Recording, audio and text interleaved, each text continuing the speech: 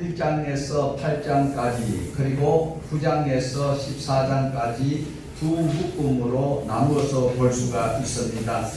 1장에서 9장까지는 8장까지 우리가 봤다가 이제 오늘 우리가 두 묶음째 있는 9장에서 14장을 봅니다. 그리고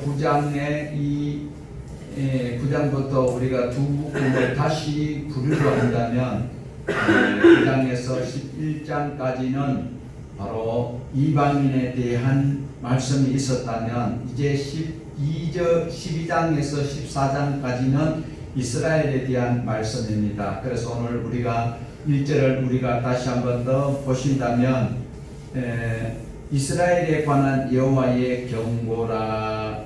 여호와의 곧 하늘을 펴시며 땅에 틀을 세우시며 사람 안에 심령을 지으시니가 이러시되라고 시작이 되고 있습니다. 그러나 자세히 보시면 이스라엘에 관한 여호와의 경고의 말씀이라 하고 동그라미 표시가 하나가 되어져 있습니다. 자, 그러면 오늘 9장부터 12장까지는 예수 그리스도께서 오셨지만은 여전히 믿지 못하고 있는 그들을 향한 이방을 향한 책망이라고도 볼 수가 있습니다. 그리고 우리가 이제 14장까지를 보게 되면 성령 하나님의 강림과 그리고 그리스도가 다시 오심으로 말미암아 완전한 하나님의 나라가 펼쳐질 것을 말씀하고 있습니다.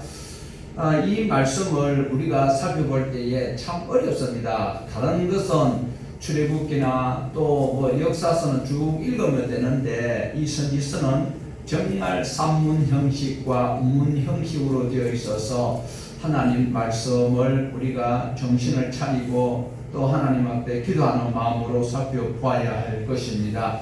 자, 우리가 잘 알고 있듯이 선지서는 4가지 패턴이 있다라는 거지요. 네 가지 패턴은 책망이 있고 그리고 권면이 있고 그리고 경고 있고 회복이 있습니다. 자, 이 회복에도 4가지 패턴이 또 있다라는 것을 기억을 해야 합니다. 그것이 바로 회복에는 4가지 패턴이 있다. 무슨 소리냐? 당시에 1차적으로는 바벨론의 포로가 있던 그들이 다시 예루살렘으로 돌아오는 이것이 회복의 1차적 회복입니다. 그리고 그들에게는 아직까지는 스가랴가 기도하실 때는 아니지만 예수님께서 다시 오신다. 근데 우리는 예수님 오시다 가셨어요. 그리고 또 3번째로는 성령 강림. 스가랴 당시에는 성령 강림이 그들에게는 임하는 것이 상상도 못할 일인데 실제로는 이 회복의 4단계 속에서는 3번째로는 성령님이 강림하셔서 예수님이 나의 죄를 지고 죽었다라는 것을 그리고 살아나셨다라는 것을 이 자리에 계신 여러분이 알고 있는 이것이 회복입니다. 그리고 우리 모두가 기다려야 되는 것이 4번째 회복은 우리 주 예수 그리스도께서 다시 오신 일이지. 그래서 재림이 바로 회복의 마지막 클라이막스가 될 수가 있습니다. 자, 반복해서 들으면 들려지게 됩니다. 들려지는 이 말씀을 다시 깨닫고 성경을 자세히 보면 이렇게 정리를 할 수가 있습니다. 선지서는 4가지 패턴이 있다. 책망과 권면이 있고 경고가 있고 회복이 있다. 항상 선지자가 나타나는 것은 신앙생활을 바로 하고 있을 때 나타나는 것이 아니라 엉터리 생활하고 있을 때에 가짜 행동을 하고 있을 때에 책망을 통하여서 깨닫도록 하는데도 또 권면하는데도 귀를 여지 아니하면 경고가 있습니다. 그리고 회복은 바로 좀 아이러니한 이런 의미가 포함은 되어져 있습니다. 경고 다음에는 회초리로 맞지요. 맞으면 어떻게 돼요? 종아리가 피가 나든지 상처가 생기지요. 그러면 그대로 버려두어서 방치하여서 끝장내는 것이 아니라 회복이라는 것은 바로 거기에서 두들겨 맞고 있는 그들을 영원히 버리지 아니하시고 하나님께서 다시 회복시키시는 그것을 4가지 패턴으로 우리가 또 살펴본다. 반복적으로 우리가 듣고 성경을 이런 의미로 읽어보면 바로 설명을 할 수가 있다라는 것을 말씀하고 있습니다. 다시 하나 더 정리를 한다면 선지서는 바로 운문 형식으로 기록이 되다 보니까 굉장히 의미가 다양하게 해석이 될 수 있습니다. 중의적 표현이 많이 함축되어져 있습니다. 다시 말씀드리면 두 가지 이상의 의미가 포함되어져 있다라는 것입니다. 그렇지만 우리가 창세기부터 요한계시록까지 하나님의 말씀을 배워왔고 또 읽어왔고 들어왔기 때문에 이 중의적 해석이 그렇게 어렵지는 아니하다라는 겁니다. 그렇더라도 우리에게 이 기록되어 있는 성경의 문법적 해석과 역사적 해석을 기초로 말씀을 우리가 다시 한번 살펴본다면 성경이 기록된 그 시대 상황을 기초로 그 기록되어 있는 것을 우리는 살펴보아야 합니다. 그렇기 때문에 그 문법적 해석과 그리고 역사적 해석을 통하여서 우리는 충분히 중의적 해석을 할 수 있습니다. 의미가 포함되어 있는 것을 그렇게 다시 선명하게 설명을 드린다면 문자적 해석과 상징적 해석으로 충분히 우리가 의미를 또 깨닫고 그리고 그렇게 이해도 할 수가 있다라는 것입니다. 그래서 오늘 본문 바로 하나님께서 그들을 심판하시고 그리고 그를 건드리는 자들을 모두 멸하여 하나님의 백성들을 보호하시겠다라는 이런 말씀이 바로 1절에서 9절까지에 기록되어 있는 말씀입니다. 그런데 1절을 우리가 조금 전에 보았습니다. 경고락하고 동그라미가 있기 전에 먼저 하신 말씀은 무엇입니까? 우리 다시 1절을 같이 보시겠습니다. 이스라엘에 관한 여호와의 경고의 말씀이라. 여호와의 곧 하늘을 펴시며 땅에 틀을 세우시며 사람 안에 심령을 지으시니가 이러시되, 하나님이 어떤 분인지를 소개를 하고 있습니다. 천지 만물을 지었던 태초에 하나님이 천지를 창조하시느니라. 창세기 1장 1절보다도 더 선명하게 여기에서 여호와 곧 하늘을 펴시며 땅에 틀을 세우시며 사람 안에 심령을 지으시니가 누구라고요? 하나님이라고 설명을 하고 있으면서 뿐만 아니라 앞으로 이런 일들이 일어날 것이다 라고 스가랴 선지자를 통하여서 말씀을 하고 있습니다. 이것은 일어날 일입니까? 앞으로 일어날 일입니까? 앞으로 일어날 일이지요. 그러니까 스가랴 그 시대에 듣고 있는 사람들은 이 살아있는 동안에 확인이 안 된 사람들도 있고, 그리고 자기네들이 앞으로 일어날 것이다 라고 여기는 사람들도 있고, 그리고 나는 도대체 무슨 말인지 모르겠다, 의미 없는 소리라고 치부하는 사람들도 있을 수 있습니다. 그렇지만 많은 사람들이 살아오면서 이제 스가랴 선지자가 기록했던 그 말씀을 이 시대에서는 우리는 선명하게 알 수 있지만 그 당시에 들려지는 소식으로는 굉장히 불투명하게 들려질 수 있습니다. 스가랴 당시에 들었던 사람들은 무슨 소리지? 하나님께서 앞으로 이런 일을 하신다고?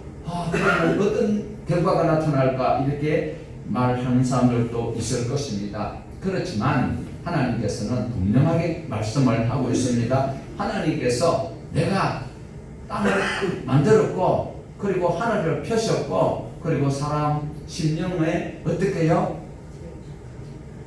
하나님께서 심령을 지으시니까 바로 마음과 하나님의 말씀을 받아들일 수 있는 공유적 속성을 받아들일 수 있는 이런 하나님의 모양과 하나님의 형상으로 만들었다라고 말씀을 하고 있습니다. 그런데 이 일은 반드시 일어날 일이라고 분명하게 말씀을 하고 있습니다. 자, 내용을 다시 한번 간단하게 설명을 드리면 이방 나라가 예루살렘을 에워싼다. 그리고 공격을 할 것이다. 천하의 많은 나라가 예루살렘을 공격하게 되면 예루살렘은 어떻게 될 것인가? 무너지게 될 것이다. 상식적이지요. 그렇지만 아니다라고 결론을 내리고 있습니다. 왜 그럴까? 바로 하나님께서 예루살렘을 보호하시기 때문에 이방 나라를 심판하시겠다라고 말씀을 하고 있습니다. 이와 같은 말씀은 스가랴서에만 있는 것이 아니라 성경 곳곳에 나오고 있습니다. 이제 우리는 이 말씀들을 어떻게 해석을 해야 할까?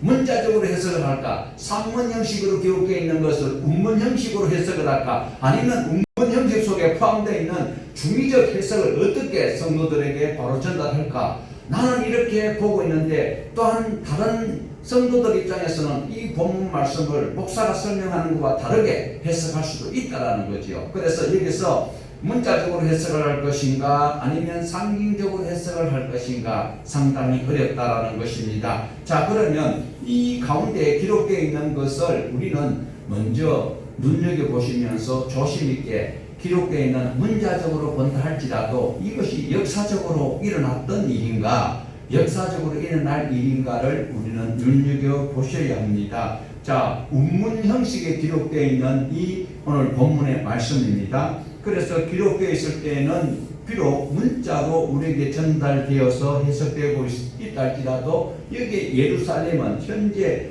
이스라엘의 수도 예루살렘이 아니고 하나님의 백성들이 모여서 신약 교회를 이루고 살아가는 우리가 될 수도 있다는 것이 중의적 해석이 될 수 있습니다. 그러면 그러면 코에 걸면 코걸이, 귀에 걸면 귀걸이냐? 그건 아니고, 그래서 우리가 신앙 안에서 이제 신앙의 연륜이 쌓인 분들은 바로 문자적 해석도 할 수 있어야 되고, 그리고 상징적 해석도 우리는 수용을 할 수가 있어야 된다는 겁니다. 한쪽으로 치중하다 보면 굉장히 어려운 일들이 발생할 수가 있습니다. 그래서 상징적 운문 형식으로 기록되어 있는 이 본문의 말씀은 바로 예루살렘은 하나님을 믿는 성도 그리고 교회를 말하고 있다. 그리고 이렇게 해석하는 것은 상징적 해석이라고 이야기할 수 있습니다. 자, 이렇게 해석하는 분 상당히 있습니다. 완전히 틀렸다라고도 말할 수 없습니다. 자, 그러면 우리가 조금 더 세밀하게 살펴본다면 서가랴서에 기록되어 있는 이후에 실제로 주변에 많은 나라들이 이스라엘을 공격한 적이 있었을까? 이런 것도 역사적으로 우리가 살펴보아야 합니다.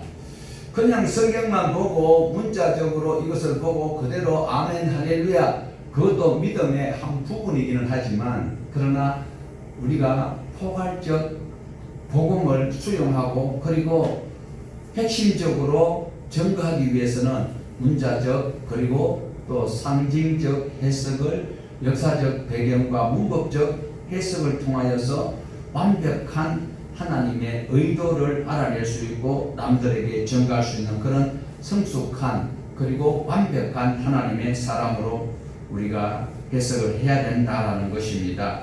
정말 이스라엘을 공격하였던 것이 있었던가? 그리고 또 상징적으로 해석하는 자들은 오늘 이 본문을 어떻게 생각하는가 하면 바로 이스라엘, 현재 이스라엘 나라를 예루살렘 도시를 말하는 것이 아니고 하나님의 나라와 그리고 하나님을 믿는 성도들이 바로 교회가 여기에 포함이 된다라고 해석을 하고 있습니다. 그래서 악의 세력들이 하나님의 백성들을 건드리지만 하나님께서는 교회를 핍박하고 하나님의 사람들을 힘들게 했던 그들을 다 없애버리고 결국은 하나님께서 보호하셔서 승리하도록 하신다. 그러면 역사적으로 보았을 때도 그런 일이 있었다니까요. 우리 기독교가 얼마나 핍박을 받았습니까? 로마 시대 때 10가지 정말 무시무시한 10대 박해가 있었던 것은 사실이거든요. 그런데 그들이 세월의 흔적 속에 다 사라지고 없어요. 그러면 오늘날 편안하게 복음을 누릴 수 있기 때문에 상징적이었던 그것이 바로 예루살렘 수도를, 이스라엘 수도 예루살렘을 말하는 것이 아니고 우리 현대 기독교인들이 믿고 있는 교회 그리고 예수 그리스도의 그 신앙의 결정체인 공동체가 바로 그 예루살렘을 침범하는 자들을 하나님께서 무찌르겠다라고 하였다라고 설명하는 그 해석 또한 상당히 역사적으로 보면 일리가 있다라는 겁니다. 그런데 이제 문자적으로 또 해석하는 분들은 어떻게 생각하는가 하면 기록되어 있는 이 말씀이 바로 2400년 후에 이루어졌다라고 설명을 하고 있어요. 또 이것 또한 아니다라고 이야기하기가 상당히 애매해요. 자, 1948년에 이스라엘이 건국하였습니다. 그리고 여러 차례 전쟁이 있었는데 여전히 이스라엘은 있습니까? 없어졌습니까? 여러 번 거의 한 4차 정도 중동의 전쟁이 있어서 이스라엘을 없애버리려고 던졌어요. 그런데 지금 이스라엘이 있어요? 없어요? 있다라는 겁니다.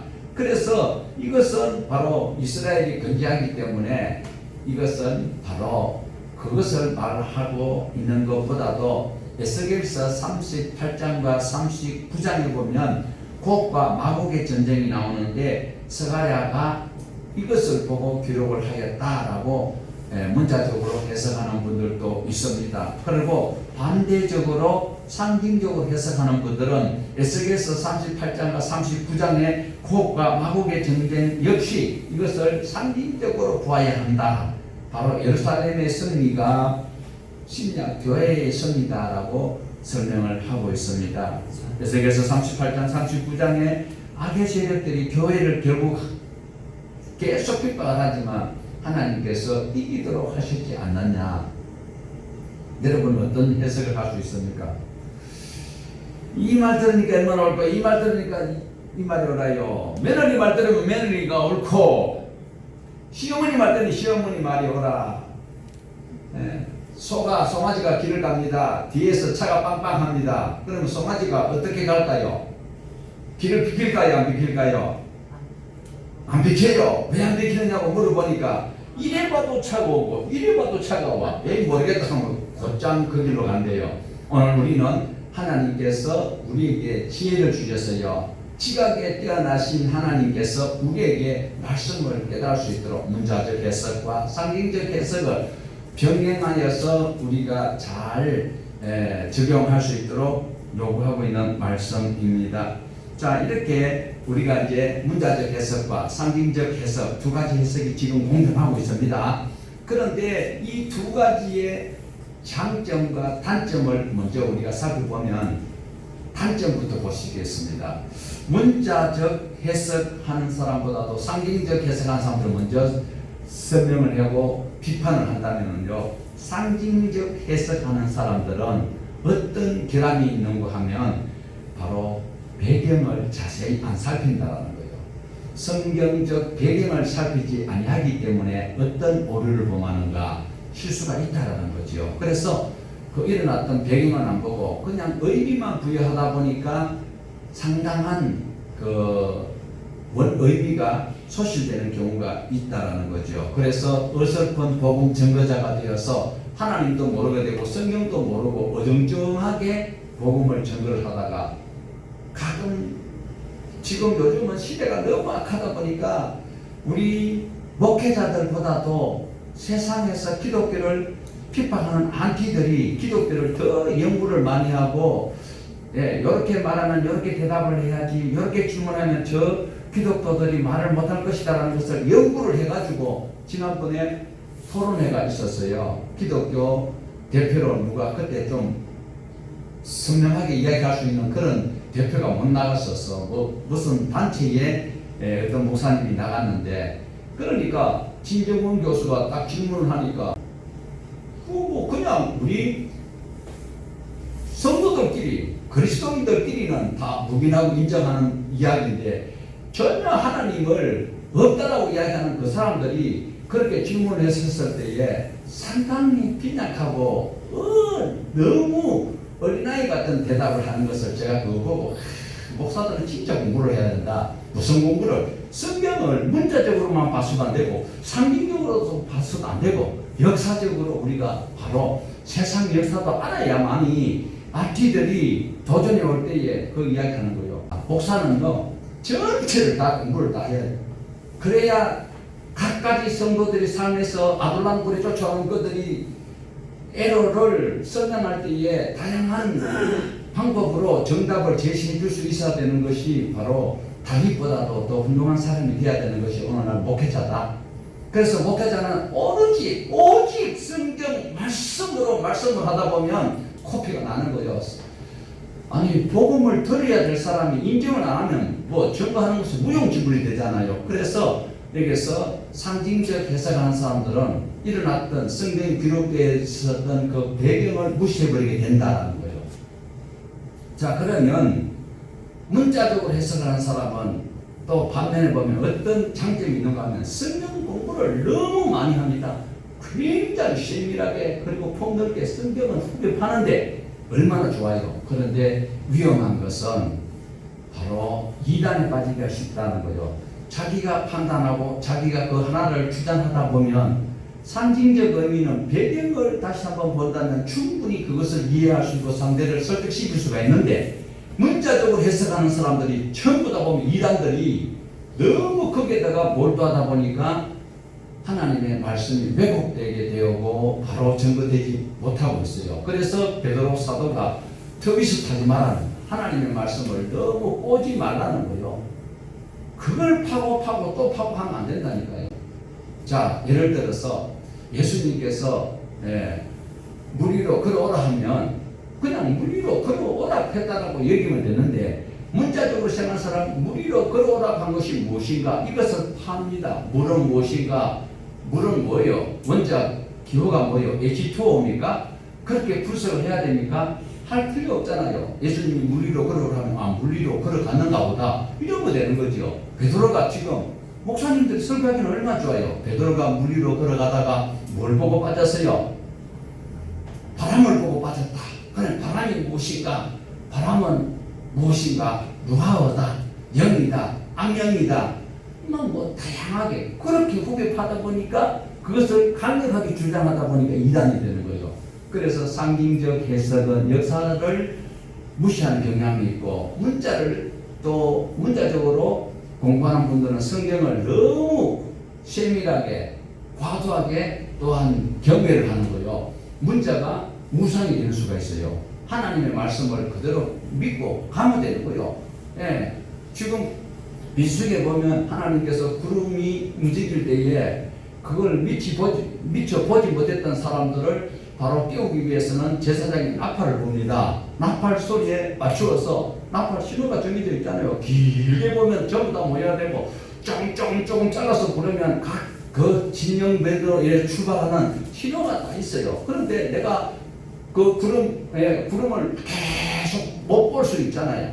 그럴 때에 하나님께서 그 못 본 사람들을 대신하여서 제사장이 책임을 지고 나팔을 불어서 행진할 수 있도록 하는 그것을, 이런 것을 우리가 바로 볼 수가 있고, 그걸 이해를 해야 되는데, 구름이 무엇인가? 구름은 하나님의 영광이고, 구름이 다 하나님의 영광입니까? 그러면 엘리야가 산꼭대기에서 기도할 때 자기 좀 보고 빨리 가서 한번 봐봐라. 그러니까 또 쫓아가 보고 그 왔다 갔다 할 때 손바닥만 뜬 것이 그게 하나님의 영광입니까? 이렇게 고지식하게 복음 전가는 이것도 하나님 앞에 영광이 안 된다라는 것입니다. 둘 다 장단점은 있는데 과하게 한쪽으로 치우치면 하나님께서 의도하신 바가 잘못 해석이 될 수 있다라는 겁니다. 자, 그리고 우리 8절과 9절을 같이 보시겠습니다. 8절과 9절.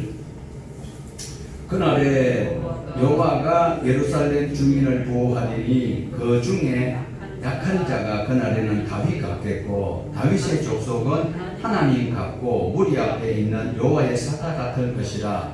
예루살렘을 치러 오는 이방 나라들을 그날에 내가 멸하기를 힘쓰리라.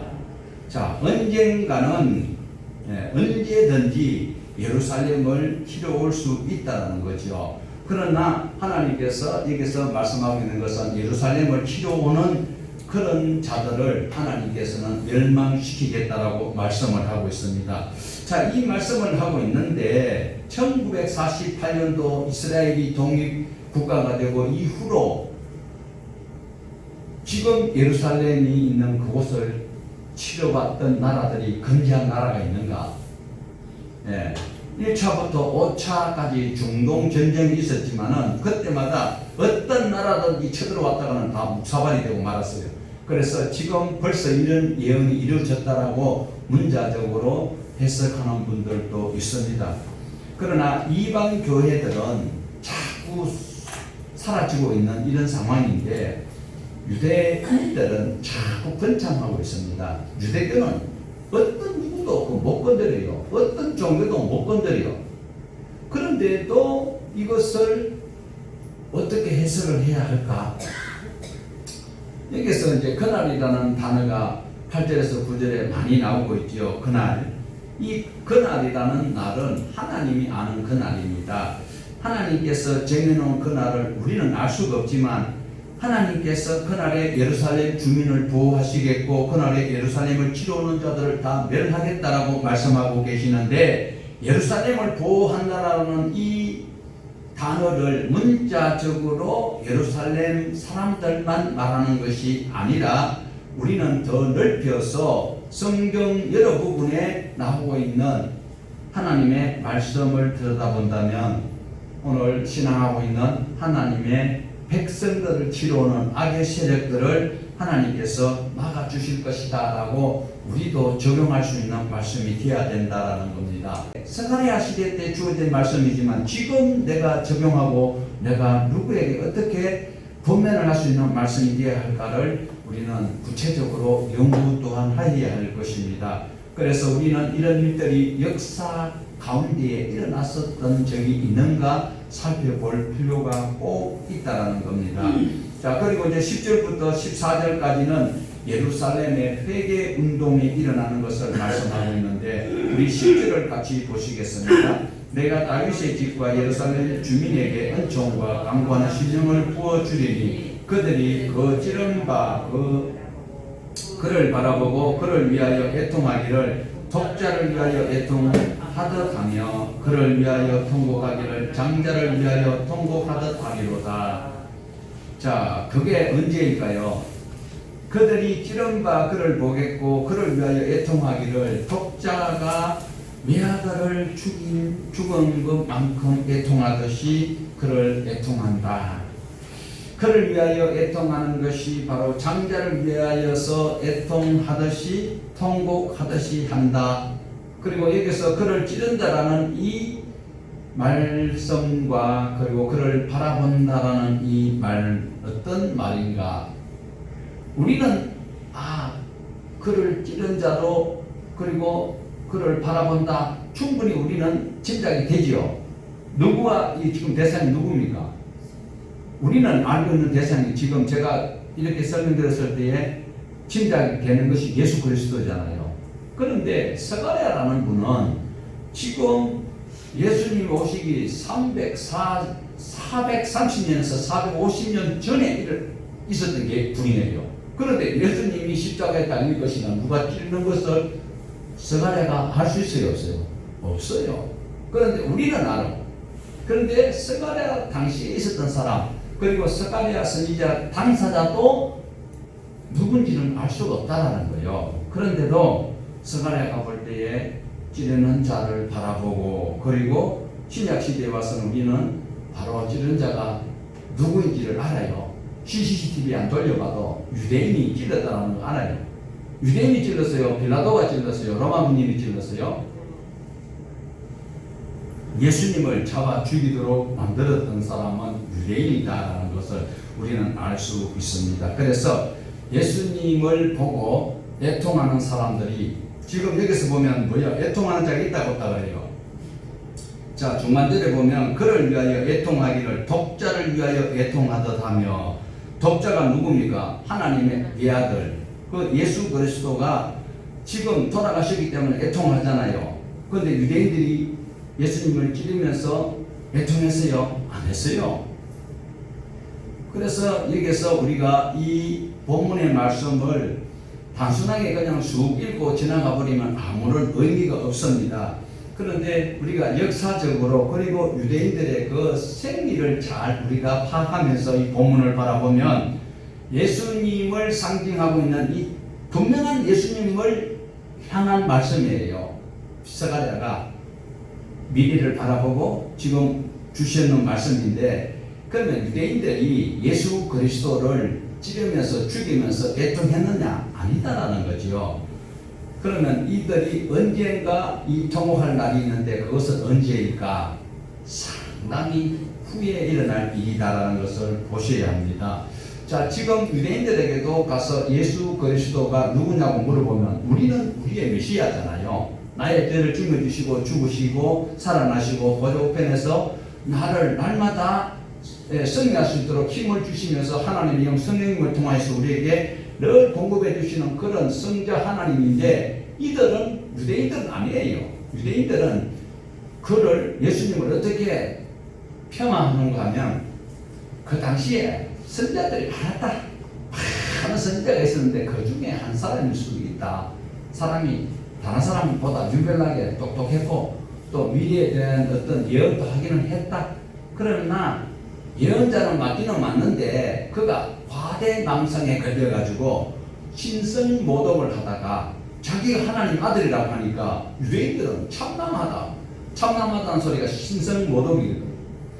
우리 옛날 성경 보면 예수님이 무슨 말씀을 하시면은 그 서기관과 바리새인들이 제사장이 참남하다 이러거든요. 그것이 신성을 모독한다. 과대망상에 걸렸던 젊은이가 자기가 하나님 아들이라고 하다가 바로 신성 모독하다가 십자가에서 자기 죄 때문에 죽었다. 이렇게 이야기를 하고 있습니다.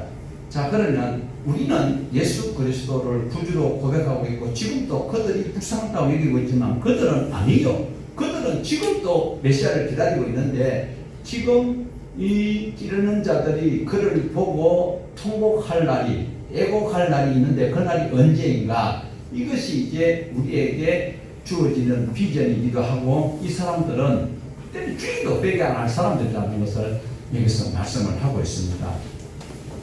자, 계시록에 가면 나오고 있는 말씀인데 미리 우리가 차용하여서 본다면은요, 마지막 종말이 임박할 때까지도 유대인들은 예수님을 안 믿어요. 그러면 유대인들이 예수를 안 믿는 것은 당연한 사실이지만 마지막 때에 우리 믿는 사람이 갑자기 후련히 어떻게 된다고요? 들림받는 것을 뭐라고 해요? 휴거라고 그래요. 이 휴거가 일어날 때 휴거가 일어나면 유대인들이 어떻게 해요? 그가 과연 메시아였고 하나님의 아들이었구나 이렇게 인정할까요? 아니라는 거예요. 그럼 무엇을 말씀하고 있을까요? 자, 지금 우리에게도 적용해야 될 말씀입니다.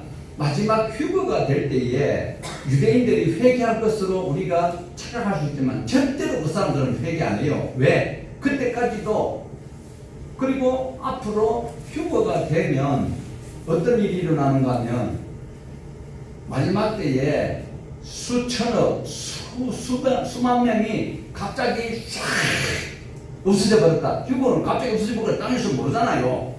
그럴 때에 세상의 언론들이 지금 희한한 일이 일어났습니다. 국민 여러분, 지금 전 세계 인구가 갑자기 막 싹 몇천억이 없어져 버렸어요. 이러면 매스컴물에 톡 뉴스가 될 수 있겠지요.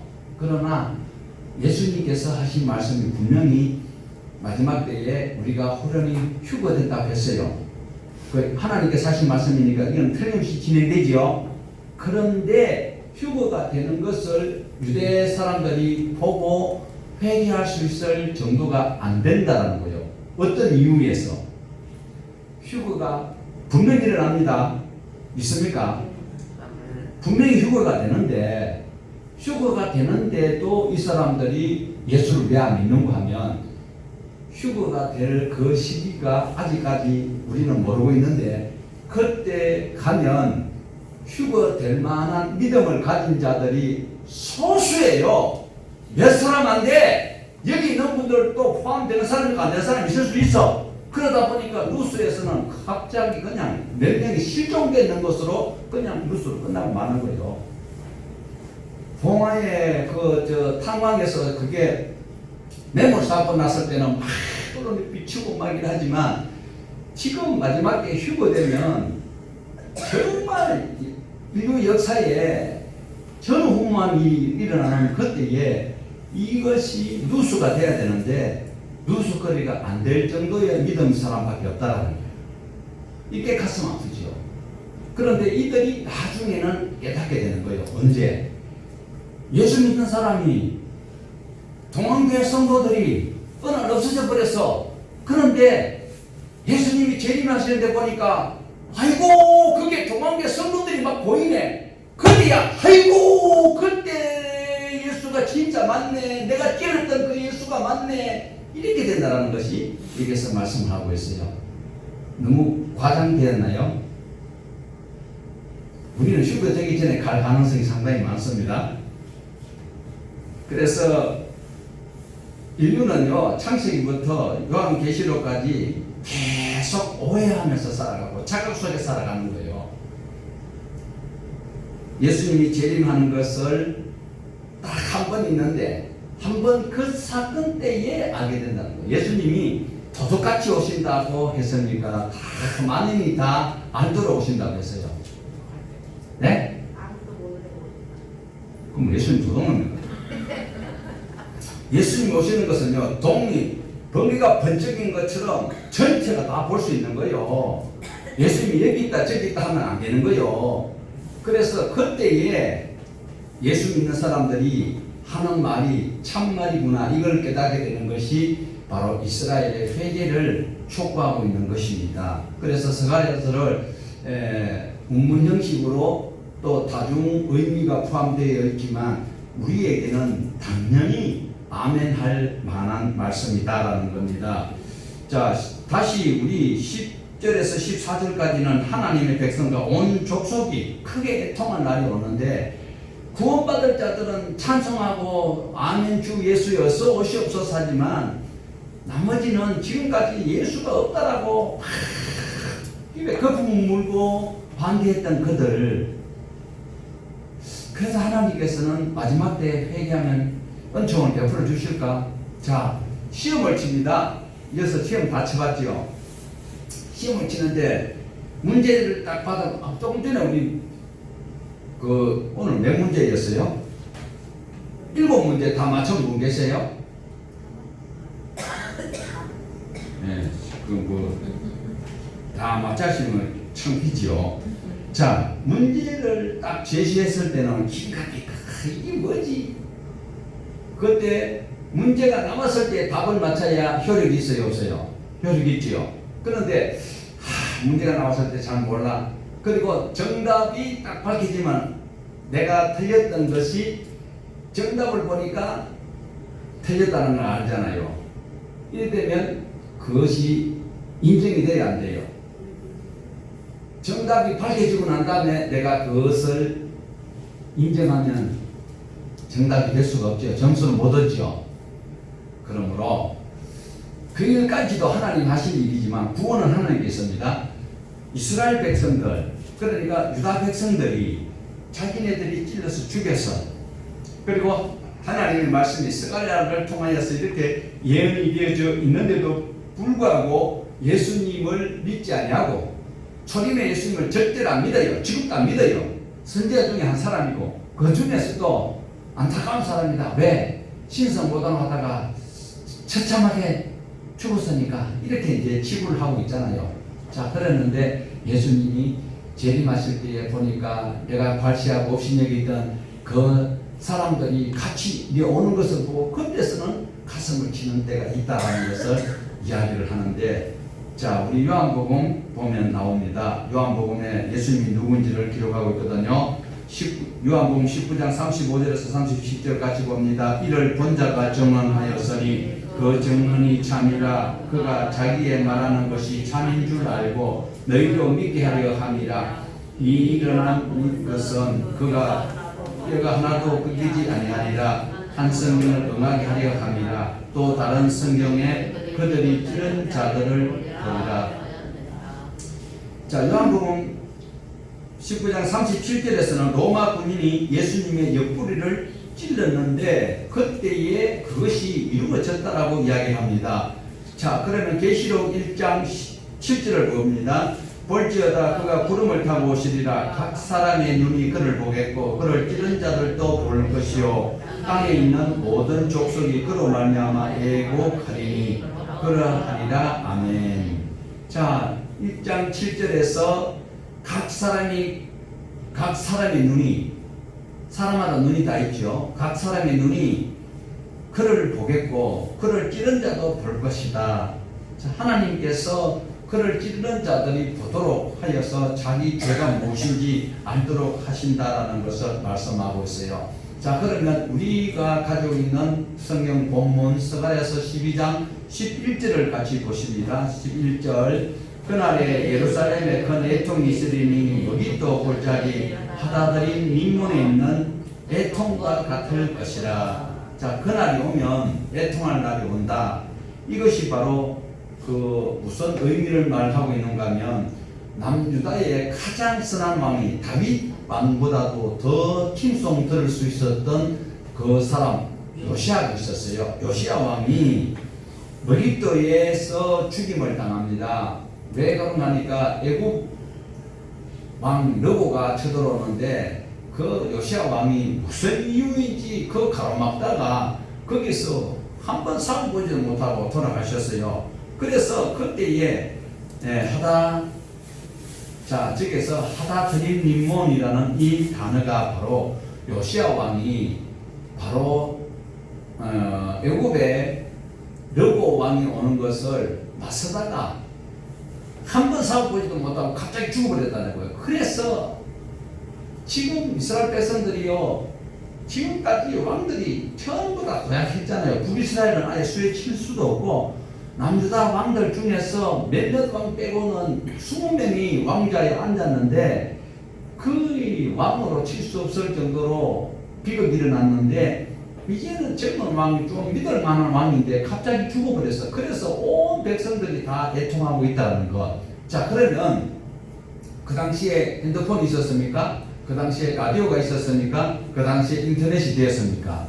그런데도 모든 백성들이 요시야 왕이 선한 왕, 착한 왕, 믿을 수 있는 왕이라고 알려져 있었다는 거예요. 그런데 그 왕이 죽어버리니까 온 이스라엘이 통곡하는 대명사가 바로 요시야 왕인데 그 조상 낳는 것 때문에 울었다라는 것을 이야기를 하고 있습니다. 그래서 온 국민이 슬퍼했던 그때처럼 슬퍼한다. 누가?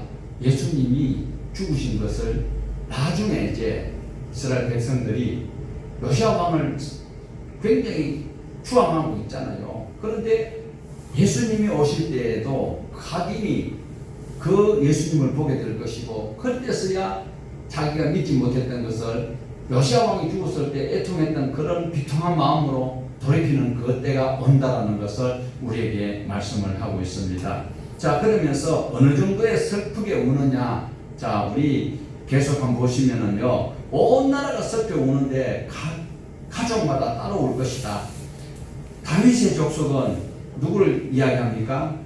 유다 왕가를 이야기하고, 나단의 족속은 다윗의 아들을 상징하고 있고, 레위 족속은 제사장 가문을 의미하고 있고, 시므온 족속은 레위 가문을 의미를 하고 있습니다.